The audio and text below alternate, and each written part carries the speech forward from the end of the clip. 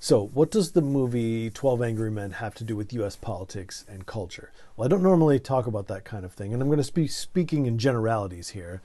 Um, but I think it's this. If you remember, this film is about a jury that is deliberating after a trial, and they're trying to decide whether the young man who's accused of killing his father is guilty or not guilty. As they deliberate, they get into this room, and at first, everyone's kind of timid, and everyone says guilty except for one guy, Henry Fonda's character.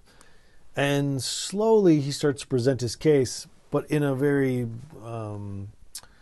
respectful way, saying, I could be wrong, but I just have these questions. And then slowly, as the movie goes on, people start to change their vote, and everyone sort of has to confront their own behavioral problems, their own stereotypes, their own their own perspective on life. Because some people are thinking, they're looking at their watch, like, I've got to get home to my kids, my life. And slowly people start to understand the importance of this. It's a beautiful film. But what it reminded me of about like the current, potentially, politics and culture is the destruction of roles. If you just were to think of each character as some sort of, I don't want to say ideology on the spectrum, but some sort of voter in a way. If you thought of these people as voters, I felt like they were clearly defined, at least in a general sense. Like, for example, Henry Fonda's character seems very empathetic and sympathetic, and he kind of wants to, everyone to listen to everyone else and let everyone have their say, and let's maybe just a little more sympathy coming from him. For some reason, I got the idea that, let's just say that if a particular side of a political side tends to support the arts or say that they support the arts, right? It's important to make that distinction. I would go to Henry Fonda if he were president, and I feel like he might actually listen to me. Whereas the person who's yelling all the time, I think he would have a harder time digging what I was saying, so to speak. And of course, I'm speaking in general terms here.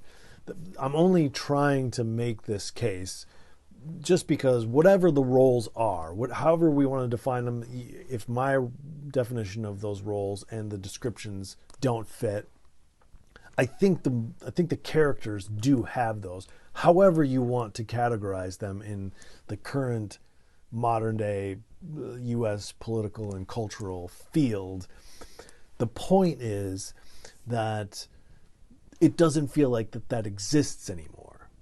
Or if it does exist, that it's not as impactful or significant as it used to be.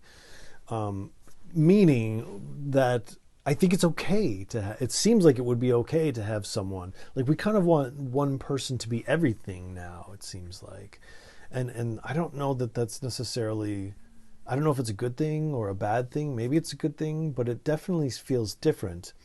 You want one person, one candidate, one cultural figure to sort of appeal to many groups. And this could be where the sort of the bizarre nature of marketing has taken over, and everyone wants to appeal to everyone else.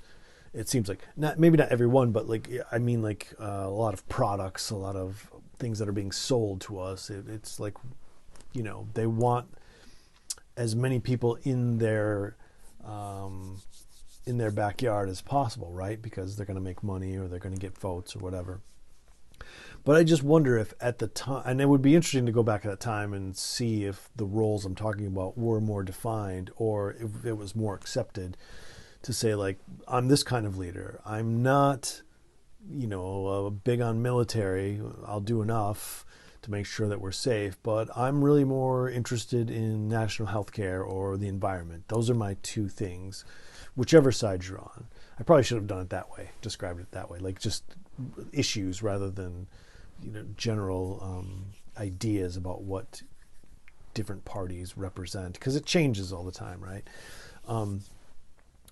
But do you see what I mean? It kind of feels like that this movie, and it could be just that it's reflective of the time, but it feels like in this movie you've got these different roles, and in the end they come together. But it's through the process of talking to each other that they seem to arrive at a very sensible conclusion. The result seems reasonable. And maybe that's part of the reason why it reminded me of today. Not that we have that, but that it's absent, in other words. And so it's connected in the sense that I kind of looked back at that and thought, okay, well, it is, it is kind of one-sided. Like all 12 jurors are kind of not all the same, but they do have different economic backgrounds, it seems, and then you can hear accents in some of them talking. So maybe it's not a fair representation, but putting all that aside, I do think one of the things that stuck out to me was the idea of the role a person might serve, that they might be good at this thing but not another thing. Is that okay? Are people okay with that?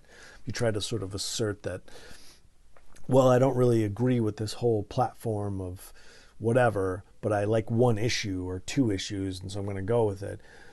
Depending on who you're talking to, that doesn't seem like it's going to fly.